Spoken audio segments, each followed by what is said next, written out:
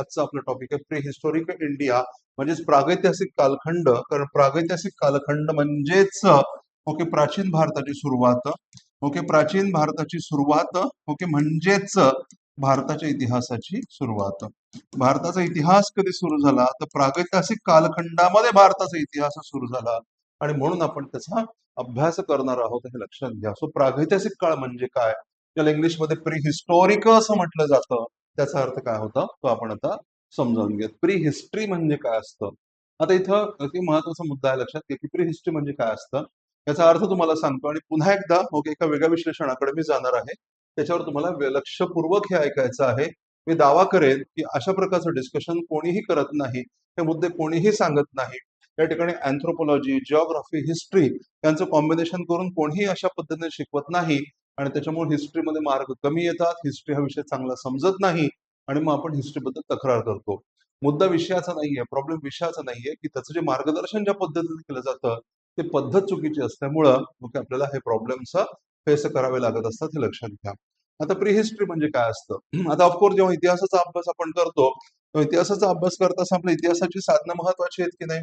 इतिहासाची साधनं आपल्यासाठी फार महत्वाची आहेत.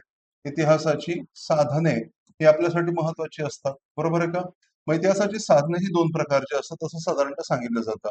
ओके इतिहासाची साधनं ही दोन प्रकारची असतात. एक म्हणजे लिखित साहित्य, लिखित साधने. ओके लिखित साधने आणि दुसरं म्हणजे पुरातत्वीय आढळ, त्याला पण आर्किओलॉजिकल असं आपण म्हणतो. पुरातत्वीय म्हणजे वस्तू स्वरूपामध्ये असणारे ओके साधनं पुरातत्वीय.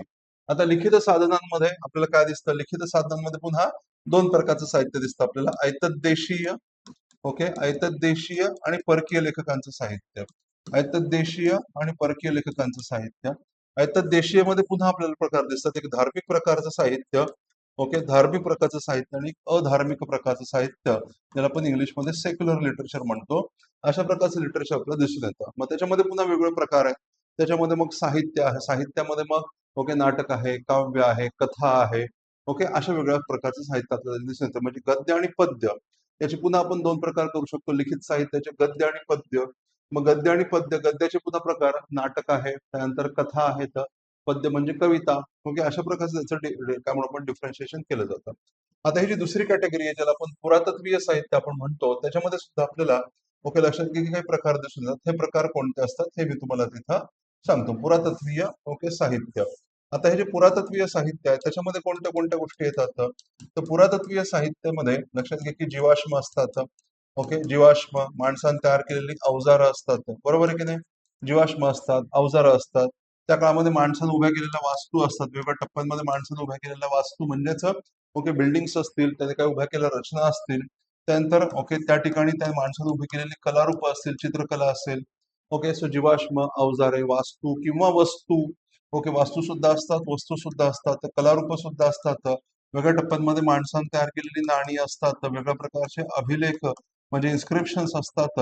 अशा अनेक प्रकारच्या ओके काय म्हणून आपण त्याला साधनांचा पुरातत्वीय साधनांमध्ये ओके समावेश केला जातो. आता हे समजून घ्या इतिहासाची साधनं. मग इतिहासाच्या साधनांच्याच माध्यमातून आपण त्या त्या काळाचा इतिहास समजून घेऊ शकत असतो, हे लक्षात घ्या. मग आता अशा परिस्थितीमध्ये प्रीहिस्टॉरिक कालखंड म्हणजे कोणता कालखंड. तर प्रीहिस्टॉरिक कालखंड म्हणजे असा काळ ज्या काळामध्ये त्या काळामधल्या माणसाला लेखनाचं ज्ञान नव्हतं. नका लक्षात घ्या. प्रीहिस्टॉरिक पिरियड म्हणजे असा कालखंड ज्याला मराठीमध्ये आपण प्रागइतिहास असं म्हणतो. तो काळ म्हणजे असा कालखंड ज्या काळामध्ये माणसाला इतिहासाचं ज्ञान नव्हतं. असा कालखंड म्हणजे प्रागइतिहास असतो, हे लक्षात घ्या.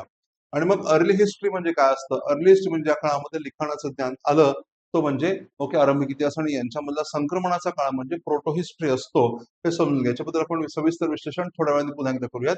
आता फक्त प्री हिस्ट्री असं आपण म्हणूयात. मग प्री हिस्ट्री हा भारतीय इतिहासाचा पहिला टप्पा आहे ज्या काळामध्ये माणसाला लेखन कला अवगत नव्हती. लक्षात घ्या ज्या काळामध्ये माणसाला लेखन कला अवगत नव्हती, पण तरी सुद्धा आपल्या त्या काळाचा इतिहास जाणून घेता येतो. कारण लेखन कला जरी नसली तरी सुद्धा हे जे पुरातत्वीय आढळ आहेत तर पुरातत्वीय आढळांच्या आधारे म्हणजे जीवाश्म असतील, त्या काळामधल्या माणसाने तयार केलेले अवजारं असतील किंवा कलारूप असतील किंवा वेगळ्या प्रकारच्या वस्तू असतील ओके त्यांच्या आधारे आपण हा इतिहास जाणून घेऊ शकतो. आणि म्हणून ओके लक्षात घ्या की प्रागइतिहास म्हणजे हा भारताच्या इतिहासाचा पहिला टप्पा आहे असं समजून घ्या. आता पुढचा महत्वाचा मुद्दा मी तुमच्यासोबत डिस्कस करणार तो म्हणजे जिओलॉजिकल टाइम स्केलचा मुद्दा. ओके, लक्षात घ्या की आता आता मला तुम्हाला एका पर्स्पेक्टिव्ह मध्ये या सगळ्या गोष्टींची मांडणी एस्टॅब्लिश करून द्यायची. पर्स्पेक्टिव्ह म्हणजे एक विशिष्ट अप्रोच मला डेव्हलप करून द्यायचा आहे. हे बघत असताना, याचा अभ्यास करत असताना कसं बघितलं पाहिजे, थोडंसं इनडेप्थ अशा प्रकारचं डिस्कशन मी एकदम रॅपिड पद्धतीने करणार आहे. महत्वाच्या कन्सेप्ट मी तुम्हाला समजावून सांगेन.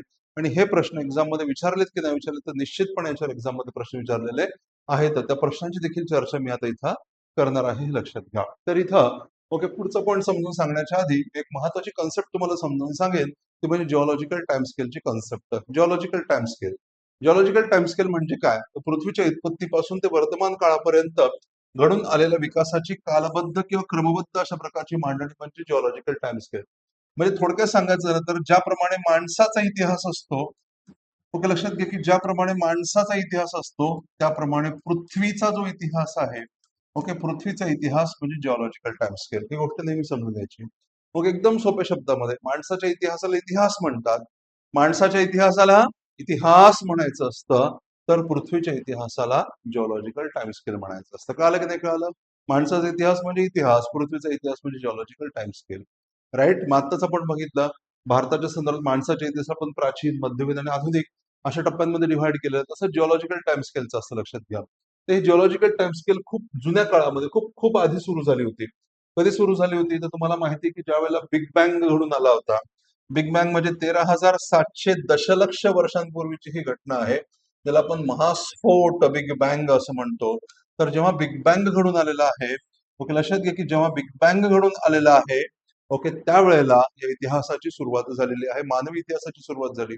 मग तेव्हापासून ते आजपर्यंत इतिहास, मॉडर्न मॅनचा इतिहास, बिग बँग पासून ते मॉडर्न मॅन असा हा इतिहासाचा, ओके, लक्षात घ्या की सविस्तर असा आलेख आहे आणि ज्याचा अभ्यास आपल्याला करायचा असतो. कळते का नाही कळतं मला काय सांगायचं ते? मग आता या सगळ्या गोष्टीचा जर सविस्तर अभ्यास करायचा असेल, तर साहजिकच एवढ्या मोठ्या कालखंडाला आपण टप्प्यांमध्ये डिव्हाइड केलं तर जास्त सोपं जाते की नाही?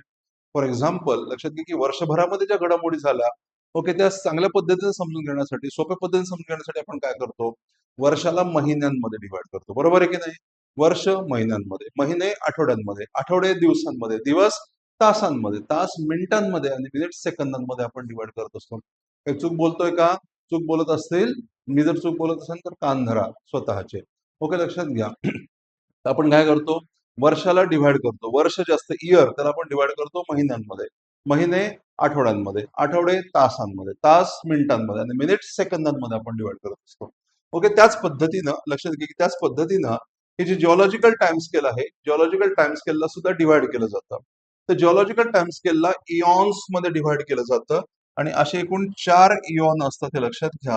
म्हणजे ज्याप्रमाणे वर्षाचे 12 महिने असतात, ज्याप्रमाणे वर्षाचे 12 महिने असतात, त्याप्रमाणे जिओलॉजिकल टाइम स्केलचे 4 इऑन असतात, लक्षात घ्या.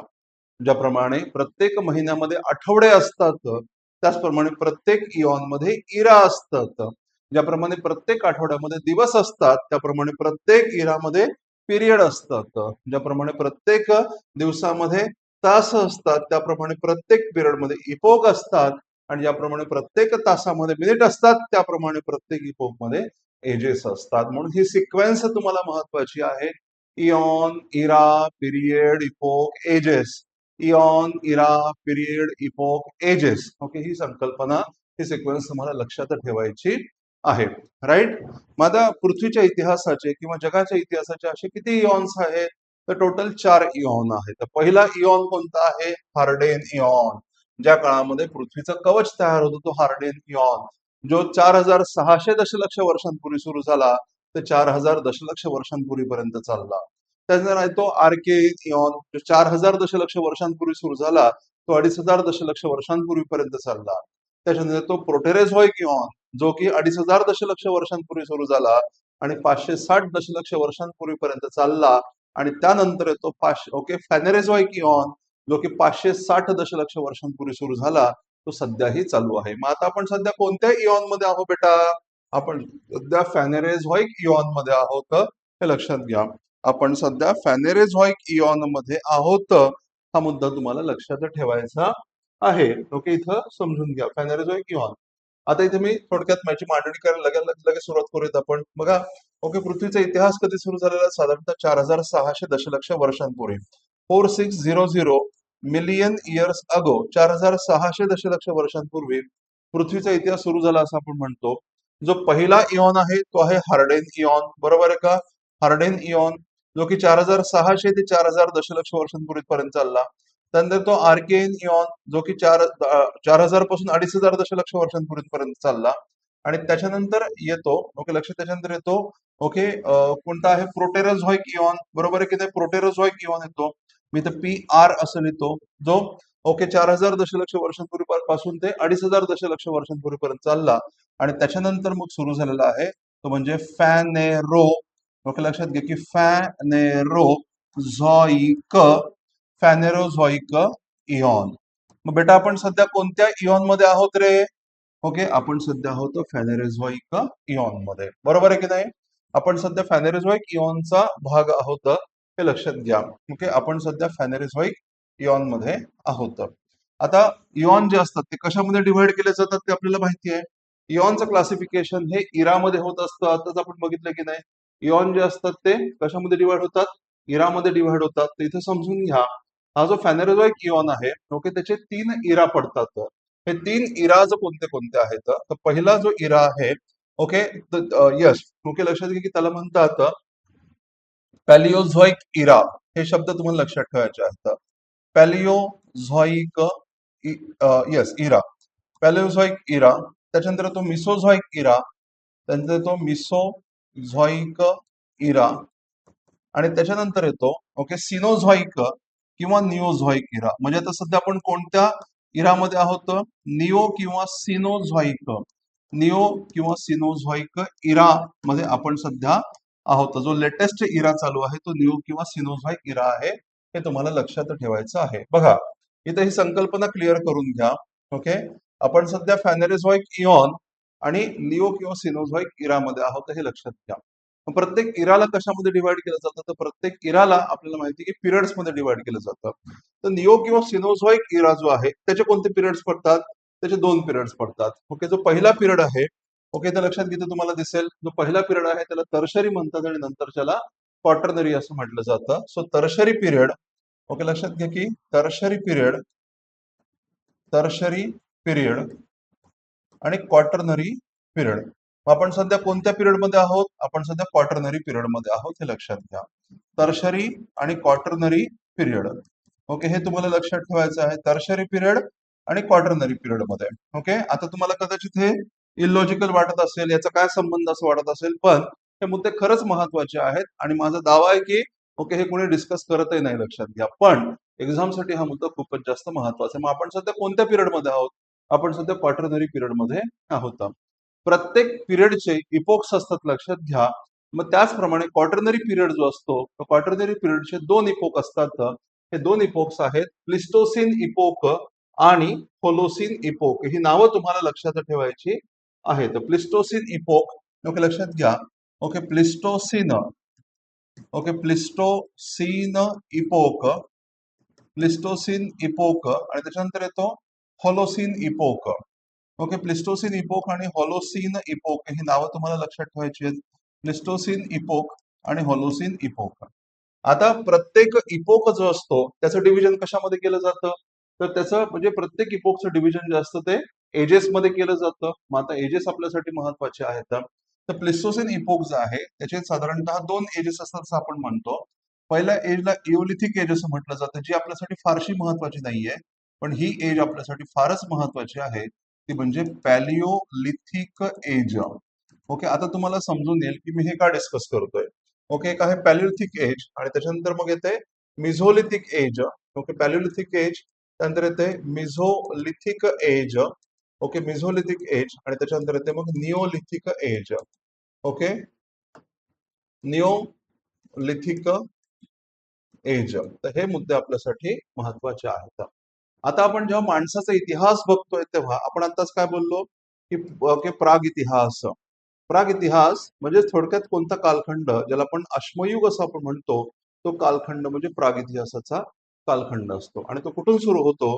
तर तो या काय म्हणू आपण त्याला की पॅलिओलिथिक काळापासून सुरू होत असतो, हे लक्षात घ्या. म्हणजे थोडक्यात माणसाचा इतिहास कधी सुरू झालेला आहे? तर तुमच्या असं लक्षात येईल की माणसाचा इतिहास हा प्लिस्टोसिन इपोक मध्ये जो पॅलिथिक कालखंड आहे त्या टप्प्यामध्ये माणसाचा इतिहास सुरू झाला असं लक्षात येतं.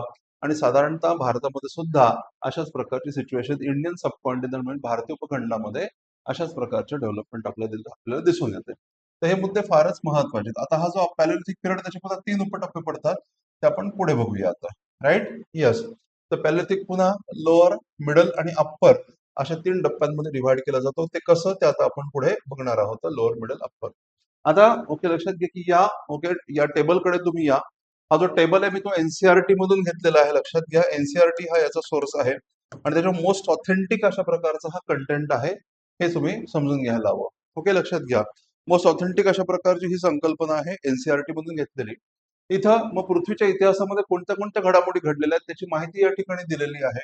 ओके. आणि हा पॉइंट आपल्यासाठी फार म्हणजे फारच जास्त महत्वाचा आहे. ओके. इथं काय सांगितलंय बघा. इथे जरा फोकस करा की ओके जो जगाच्या इतिहासामध्ये विश्वाच्या इतिहासामध्ये ओके जो काही महत्वाचा मुद्दा सांगितला जातो ते म्हणजे बिग बँग. ओके. हा बिग बँग कधी घडून आला होता.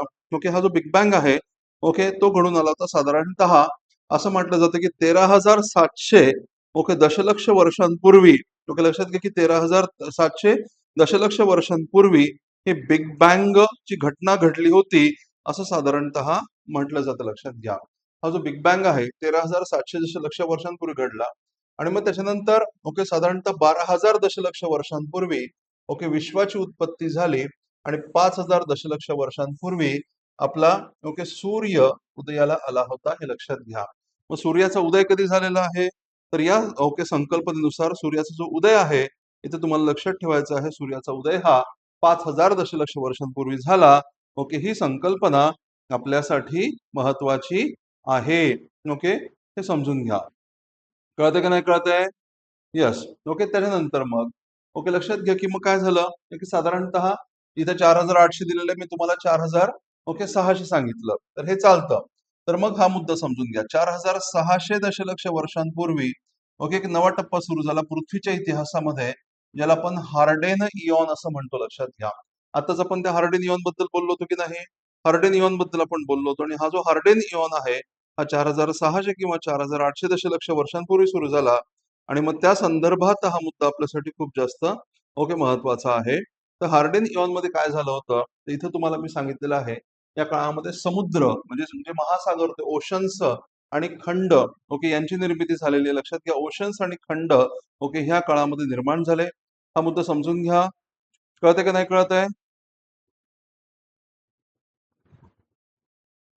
ओके. त्याचप्रमाणे असं सांगितलं की या काळामध्ये समुद्र आणि वातावरण जे आहे त्यामध्ये कार्बन डायऑक्साईडचं प्रमाण हे खूप जास्त होतं. ओके हा मुद्दा तुमच्यासाठी लक्षात ठेवायचा आहे. ओके लिहून घ्या. ओके माझ्यासोबत सायमल्टेनियसली लिहून घ्या. तर ओके हार्डेन इयॉन मध्ये काय होतं तर हार्डेन इयॉन मध्ये ओके समुद्र आणि आपले जे खंड होते ओके ते तयार झाले होते पहिला मुद्दा.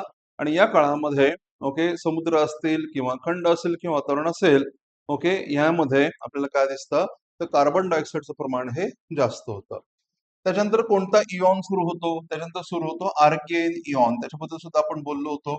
आर्केन इयॉन सुरू होतो आणि या आर्केन इयॉन मध्ये आपल्याला काय दिसतं या काळामध्ये ब्लू ग्रीन अल्गी ओके ज्याला आपण ओके नीलशैवाल असं आपण म्हणतो ओके त्यांची उत्पत्ती झाली होती.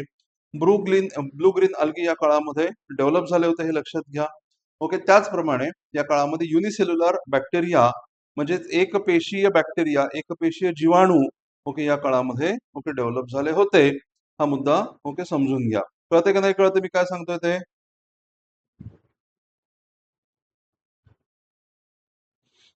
जास्त हा मुद्दा समजून घ्या. आणि त्याच्यानंतर मग येतो प्रोटेरोझोइक इयॉन. या प्रोटेरोझोइक इयॉन मध्ये काय झालं होतं तर प्रोटेरोझोइक इयॉन मध्ये सॉफ्ट बॉडीड ऑर्थ्रोपोड्स डेव्हलप झाले होते हे लक्षात घ्या.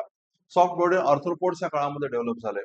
त्याच्यानंतर मग ओके लक्षात घ्या की मग सुरू होतो तो म्हणजे फॅनेरोझोइक इयॉन ज्याच्यामध्ये आपण सध्या आता आहोत तो आहे फॅनेरोझोइक इयॉन. तर जसं मी तुम्हाला सांगितलं की प्रत्येक इयॉनचे इरा असतात. ओके हे इरा कोणते कोणते आहेत मग पॅलिओझोइक मिसोझोइक आणि सिनोझोइक हे मी तुम्हाला सांगितलं. याच्यामधला जो पॅलिओझोइक ओके इयॉन आहे पॅलिओझोइक इरा आहे त्याच्यामध्ये काय झालं होतं तर सगळ्यात पहिल्यांदा ओके मराईन इन्व्हर्टिब्रेट तयार झाले. इथं बघा कॅम्ब्रियन ओके इरामध्ये टेरेस्ट्रियल लाईफ नव्हती मराईन इन्व्हर्टिब्रेट तयार झाले. नंतर जो ऑर्डोव्हिशियन इरा आहे त्याच्यामध्ये पहिले मासे उत्पत्तीला आले असं सांगितलं गेलेलं आहे. त्यानंतर जो सिल्युरियन इरा आहे त्याच्यामध्ये वनस्पतींचा उद्भव झाला. नंतर जो डेव्होनियन आहे किंवा कार्बोनिफेरस आपण ज्याला म्हणतो कार्बोनिफेरस इथं येस सिल्युरियन मध्ये first trace of the life on the plant. आणि डेव्होनियन इरामध्ये आपल्याला लक्षात घ्या की डेव्होनियन मध्ये काय दिसतं अँफिबियन्स आलेले आहेत. कार्बोनिफेरस मध्ये आपल्याला रेप्टाइल्स डेव्हलप झालेले दिसून येतात. आणि पर्मियन इरामध्ये लक्षात घ्या की रेप्टाइलचं प्राबल्य प्रस्थापित झालं. मग आता पुढे मिसोझॉइक इरा जेव्हा सुरू होतो तेव्हा त्याचे 3 पिरियड्स आहेत ट्रायासिक, जुरासिक आणि क्रेटाशियस. ट्रायासिक, जुरासिक आणि क्रेटाशियस. त्याच्यापैकी ट्रायासिक इरामध्ये फ्रॉग्स आणि टर्टल्स म्हणजे बेडूक आणि कासव तयार झाले. आणि जुरासिक कालखंड हा डायनासोरचा काळ आहे असं सांगितलं जातं. आणि नेमका हाच प्रश्न एक्झाम मध्ये विचारण्यात आलेला होता. 2013 मध्ये आलेला हा पीवायक्यू आहे. आणि क्रेटाशियस पिरियड मध्ये लक्षात क्रेटाशियस पिरियड मध्ये डायनासोरचा अंत झाला होता. आणि हा तुमचा पीवायक्यू आहे म्हणून मी तुम्हाला हे डिस्कशनला घेतलेलं आहे. लक्षात घ्या की हा पीवायक्यूचा भाग आहे. त्याच्यानंतर मग सुरू होतो तो म्हणजे सिनोझॉइक किंवा निओझॉइक इरा. मग त्याचे जसं त्याचे 2 पिरियड्स आहेत टर्शरी पिरियड आणि क्वाटर्नरी पिरियड. मग टर्शरी पिरियड मध्ये जर आपण बघितलं त्याचे मग इपोक्स आहेत जसं Palaeocene epoch, Eocene epoch, Oligocene epoch, Miocene epoch आणि प्लायोसिन इपोक. त्याच्यामध्ये जर आपण बघितलं पॅलिओसिन इपोक मध्ये आपल्याला काय दिसतं छोटे छोटे सस्तन वर्गीय प्राणी आपण ज्याला म्हणतो स्मॉल मॅमल्स ते तयार झाले. इओसिन इपोक मध्ये रॅबिट्स आणि हेअर्स तयार झाले होते. एमपीएससीने असं दिलं होतं की या ठिकाणी सुद्धा पीवायक्यू आहे की माणसाचे पूर्वज किंवा माणसाची उत्पत्ती कोणत्या टप्प्यामध्ये सुरू झाली होती अशा प्रकारचा प्रश्न या संदर्भामध्ये विचारण्यात आला होता. नंतर ऑलिगोसिन इपोक आहे त्यामध्ये अँथ्रोपॉइड एप म्हणजे अँथ्रोप याचा संबंध मानवी वंशाशी आहे म्हणजे माणसासारखे दिसणारे एप ते झालेलं आहे. त्यांची डेव्हलपमेंट झाली. मायोसिन इपोक मध्ये आपल्याला काय दिसतं फ्लॉवरिंग प्लांट्स म्हणजे सपुष्प वनस्पती आपण ज्यांना म्हणतो त्यांचा विकास झाला. आणि प्लायोसिन आपल्यासाठी फार जास्त महत्त्वाचं कारण प्लायोसिन इपोक मध्ये इथे लक्षात घ्या की प्लायोसिन इपोक मध्ये माणसाच्या पूर्वजांची उत्पत्ती झाली असं लक्षात येतं. आणि मग क्वाटर्नरी पिरियड येतो. क्वाटर्नरी पिरियड मध्ये 2 इपोक्स आहेत प्लिस्टोसिन आणि हॉलोसिन. प्लिस्टोसिन मध्ये होमोसेपियन ही प्रजाती डेव्हलप झाली. आणि हॉलोसिन इपोक जर आपण विचारात घेतलं तर त्यामध्ये मॉडर्न मॅन म्हणजे आधुनिक मानव आपण ज्याला म्हणतो ज्याला आपण होमोसेपियन सेपियन असं आपण म्हणतो त्याचा उद्भव झाला होता. आणि हे प्रश्न एमपीएससीच्या राज्यसेवेमध्ये ऑलरेडी विचारण्यात आलेले आहेत. आता तुमच्या लक्षात येईल की ह्या मुद्द्यांची चर्चा मी का करत आहे हे तुम्हाला इथं निश्चितपणे कळून येणार आहे हे लक्षात घ्या. राईट. मग आता जेव्हा आपण अभ्यास करतो लक्षात घ्या की इतिहासाचा अभ्यास करतो तर आपण कोणत्या भागावर भर दिला पाहिजे कुठून आपण अभ्यासाला सुरुवात केली पाहिजे हे तुमच्या लक्षात आलं असेल तर आपण आता इथून सुरुवात करायला हवी हे लक्षात घ्या. पॅलिथिक पिरियड म्हणजेच जो की प्लिस्टोसिन इपोकचा भाग आहे तिथून आपण सुरुवात करायला हवी हे तुम्ही इथं ध्यानामध्ये घ्यायला हवं. राईट. तर हे मुद्दे आपल्यासाठी फारच जास्त महत्वाचे आहेत. मग आता इथं लक्षात घ्या माणसाची सुरुवात जेव्हा झाली त्यावेळेला प्लिस्टोसिन इपोक होता आणि पॅलिथिक एज होतं हे लक्षात घ्या. मग इथं मी तुम्हाला माणसाच्या पूर्वजांची एक या ठिकाणी एक सिक्वेन्स दिलेली आहे. ही सिक्वेन्स तुम्हाला लक्षात ठेवायची आहे. या सिक्वेन्सवर एक्झाम मध्ये प्रश्न विचारले जाऊ शकतात. तर सगळ्यात सुरुवातीला जो मानववंशीय म्हणूयात किंवा माणसाची साधर्म्य दर्शवणारा किंवा माणसाकडे जे विचलन झालेलं आहे उत्क्रांतीच्या प्रक्रियेमध्ये मानवाकडे किंवा मानव प्रजातीकडे जे डेव्हलपमेंट झाली त्या दिशेने जी डेव्हलपमेंट झालेली आहे त्या डेव्हलपमेंट मधला पहिला प्राणी म्हणा किंवा पहिली प्रजाती होती ती म्हणजे ऑस्ट्रेलोपिथेकस. मग इथून पुढे आपल्याला माणसाकडे होणारी वाटचाल उत्क्रांतीमध्ये मानव वंशाकडे होणारी वाटचाल ही दिसून येते. आणि म्हणून या संदर्भात ऑस्ट्रेलोपिथेकस हा प्राणी म्हणा किंवा ही प्रजाती म्हणा आपल्यासाठी अत्यंत महत्वाची आहे. तर ही सिक्वेन्स काय आहे तर सगळ्यात पहिल्यांदा ऑस्ट्रेलोपिथेकस झाला. त्यानंतर मग होमो हॅबिलिस आला. त्यानंतर होमो इरेक्टस आला. नंतर होमो निअँडरथॅलेन्सिस आला. मग होमोसेपियन आला. आणि होमोसेपियन नंतर होमोसेपियन सेपियन आला होता हे लक्षात घ्या. मग या संदर्भामध्ये मी तुम्हाला जो मुद्दा सांगेन तो अत्यंत महत्वाचा आहे. आता लक्षात घ्या की सुरुवातीला आपल्याला काय दिसतं काही ओरांगुटान वर्गीय प्राणी आपल्याला दिसून येतात.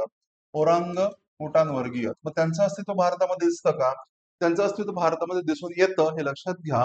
मग या संदर्भामध्ये रामापिथेकस आणि शिवापिथेकस हे ज्या ह्यांचे जे काही अवशेष सापडलेले आहेत रामापिथेकस हा आपल्याला नेपाळ हिमालयामध्ये सापडलेला सांगाडा आहे. आणि शिवापिथेकस जो आहे तो आपल्याला शिवालिक टेकड्यांमध्ये सापडलेला आहे. आणि त्याच्यानंतर मग जेव्हा आपण ही मानव वंशाकडे होणारी वाटचाल जर बघितली तर त्याच्यामध्ये लक्षात घ्या की पहिली महत्वाची प्रजाती येते म्हणजे ऑस्ट्रेलोपिथेकस. आता ही जी ऑस्ट्रेलोपिथेकस नावाची जी प्रजाती आहे ती भारतामध्ये आढळते का, तर या संदर्भात मी तुम्हाला एक या ठिकाणी छोटा चार्ट तयार करून देतो, तो तुम्हाला लक्षात ठेवायचा आहे.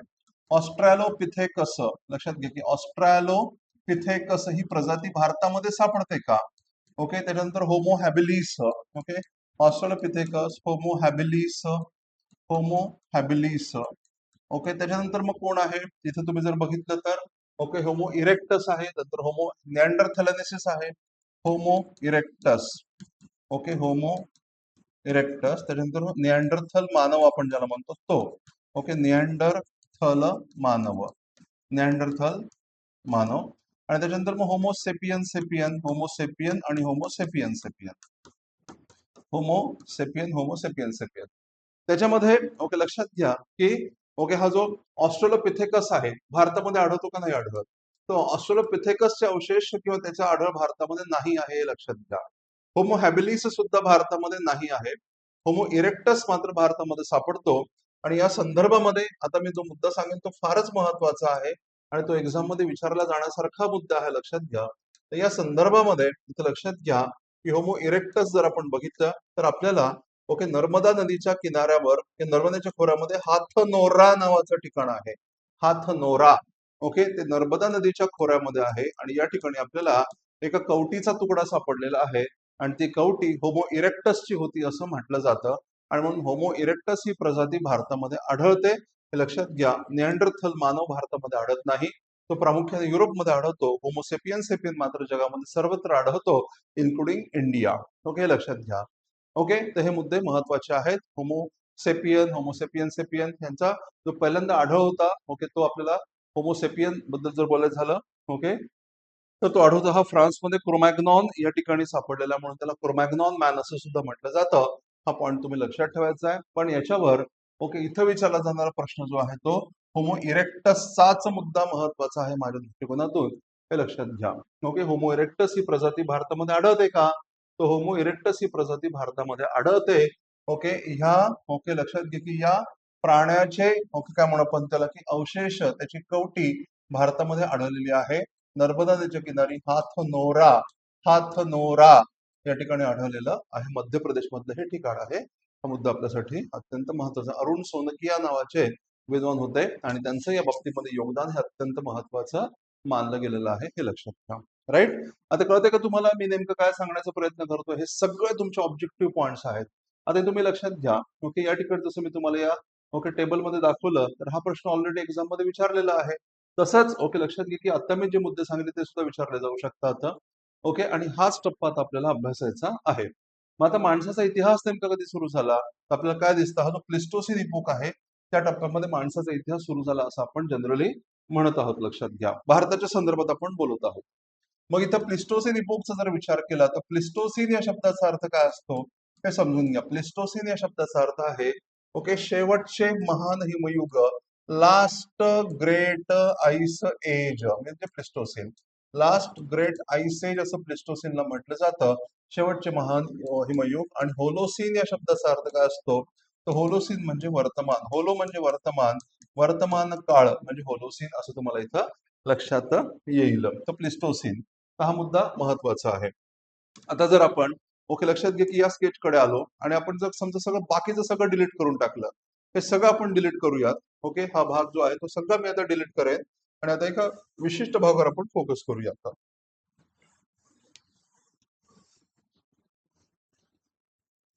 येस, आता फोकस करा या ठिकाणी.